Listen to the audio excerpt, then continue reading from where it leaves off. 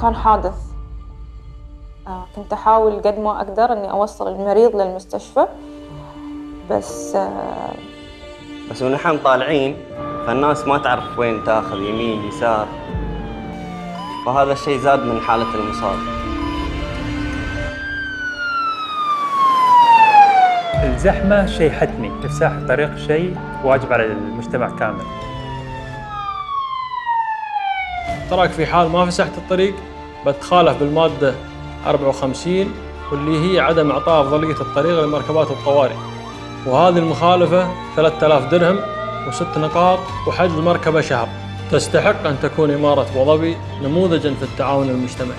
على أساس نحافظ على هذا المكان اللي وصلنا لها لازم نتكاتف كمجتمع. ولا تترددون وفتحوا لنا الدرب. لا تتردد وافسح الطريق فوراً. لا تتردد، افسح الطريق فوراً.